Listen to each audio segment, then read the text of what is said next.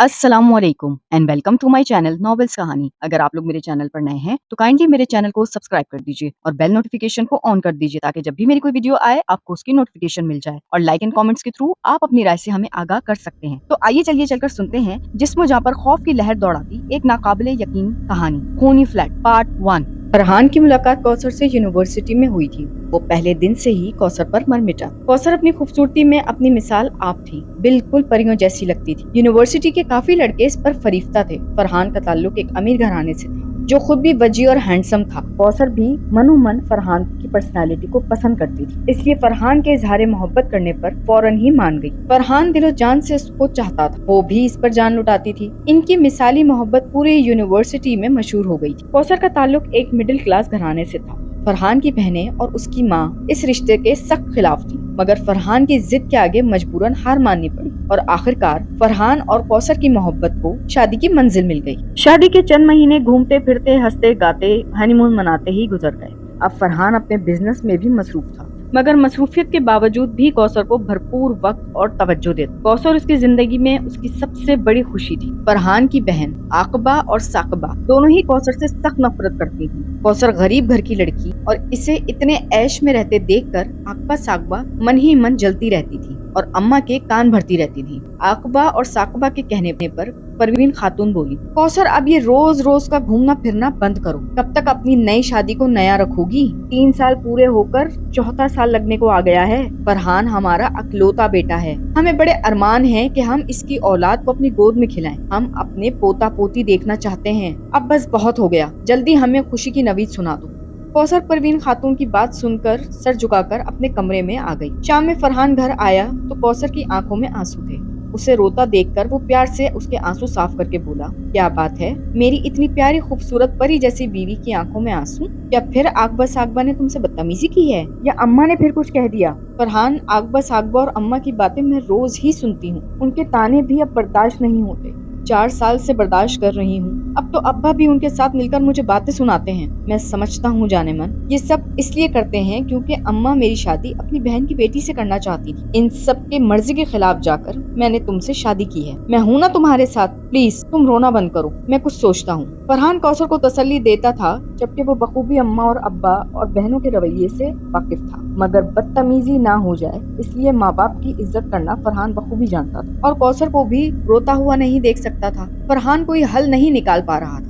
दिन रात की लड़ाई झगड़े और अम्मा और बहनों की बदगोई बदजुबानी अब फरहान के लिए भी बर्दाश्त करना मुश्किल होता जा रहा था। ऊपर से अब कौसर को बांझ होने के ताने भी फरहान के सामने दिए जाने लगे। कौसर की आंखों से बहते आंसू फरहान को बेचैन रखते थे। कौसर कुछ नहीं बोलती थी, फिर भी फरहान को उसके दुख का पूरे और अच्छे तरीके से एहसास। एक दिन फरहान थका हारा ऑफिस से आया था। अपने कमरे में कौसर के साथ चाय पी रहा था। साकबा ने रूम में आकर कहा, भाई अब्बा ने आपको अपने कमरे में बुलाया है, अभी और इसी वक्त। फरहान ने कहा, अभी? तो तुम चलो, मैं चाय पीकर आता हूँ। फरहान चाय पीने के बाद अम्मा अब्बा के रूम में गया। जफर साहब को परवीन खातून ने कुछ बोलने का इशारा किया तो वो गोया हुए। फरहान हमारे पास आकर बैठे और हमारी बात जरा गौर से सुनो। फरहान ने सादतमंदी से सर झुकाकर कहा, जी अब्बा बोले। फरहान बेटा, तुम हमारी अकलौती औलाद, हमारी बहुत सी उम्मीदें हैं तुमसे, बहुत अरमान है हमें। तुम्हारी अम्मा ने अपनी बहन से बात की है। तुम्हारी खाला आज भी अपनी अकलौती बेटी की शादी तुमसे करने पर राजी हैं। बस उनकी एक शर्त है कि तुम्हें कौसर को तलाक देनी होगी। जफर साहब की बात सुनकर फरहान आग बगोला होकर खड़ा हो गया और बोला, अब्बा बहुत माजरत, मैं कौसर को तलाक नहीं दूंगा। कौसर मेरी बीवी है, मेरी मोहब्बत है। मैं खाला की लड़की से शादी हरगिज नहीं करूंगा। अपनी बात को रद्द होता देखकर अब्बा बोले, ठीक है, फिर तुम अपने लिए किसी और घर का इंतजाम कर लो। तुम अपनी बीवी को लेकर यहाँ से जा सकते हो। फरहान ने अम्मा की तरफ देखा कि शायद वो अब्बा को समझाएं। फरहान को रोक लो, मगर परवीन बेगम ने अपना मुंह फेर लिया। जाते हुए फरहान बोला, ठीक है अब्बा, मुझे 2-3 दिन की मोहलत दे दें, मैं अपने लिए किसी घर का इंतजाम करता हूँ। फरहान ने जल्द ही दोस्तों की मदद से एक फ्लैट किराए पर ले लिया और अपने दोस्त के साथ उनके कारोबार में साथ देने लगा। चंद दिन ही गुजरे थे, कौसर को तन्हाई खाने लगी। मैके में भी भरी फैमिली थी, ससुराल में भी सभी लोग थे। अब कौसर घर के काम करने के बाद भी तन्हाई से घबराने लगी थी। जिस फ्लैट में उनका फ्लैट था वहाँ आसपास के सभी फ्लैट तकरीबन खाली थे। दूसरे ब्लॉक के लोग इस ब्लॉक में आते ही नहीं थे।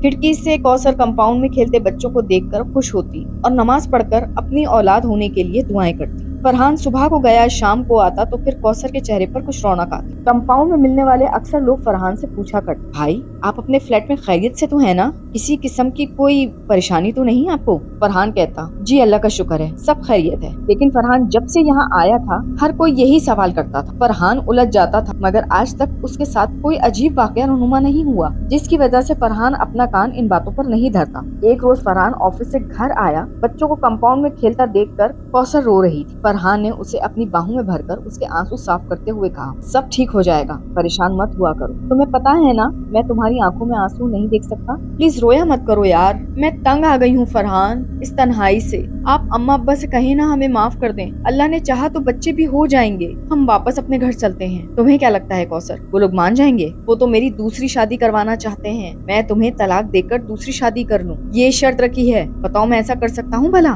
फरहान की बात सुनकर कौसर उसके गले लगकर रोने लगी तो फरहान मजीद बोला, मैं तुम्हें कभी नहीं छोड़ सकता, वक्त के साथ साथ सब ठीक हो जाएगा, तुम परेशान ना हुआ करो। अच्छा हाँ, सुबह जॉब पर जाते हुए सामने वाले फ्लैट से एक बड़ी बी ने मुझे रोका और कहा, बेटा यहाँ नए आए हो? मैंने कहा, हाँ आंटी हम यहाँ नए शिफ्ट हुए हैं। पूछने लगी, फैमिली में कौन कौन है? तो मैंने कहा, मेरी खूबसूरत बीवी। तो कहने लगी, मैं भी अकेली ही रहती हूँ, अपनी बीवी को मेरे पास भेज दिया करो, कुछ तन्हाई कम हो जाएगी। आई थिंक कौसर तुम दिन में इनके पास चली जाया करो, वो अकेली रहती हैं, बुजुर्ग खातून हैं, तुम्हारी तन्हाई भी कम हो जाएगी और उनकी भी। ये सुनकर कौसर ने हैरानगी से कहा, इतने दिन से हम यहाँ रह रहे हैं, मैंने तो इस ब्लॉक में किसी बुजुर्ग खातून को क्या किसी इंसान को नहीं देखा हमारे अलावा। हो सकता है आंटी नई आई होंगी या गेट बंद रखती होंगी। अगले दिन कौसर ने घर के तमाम कामों से फारिग होकर खाना तैयार करके एक डिश में खाना सजाकर बुजुर्ग खातून के घर पर दस्तक दी। गेट एक झटके से खुल गया तो कौसर चौंक पड़ी। गेट खुलते ही एक खौफ की लहर कौसर के पूरे जिस्म में दौड़ गई। कौसर के आसाब बहाल भी नहीं हो पाए थे कि सामने बुजुर्ग खातून खड़ी मुस्कुरा रही थी। कौसर ने आदाब कहा तो मकरू मुस्कुराहट के साथ उसे अंदर ले गई।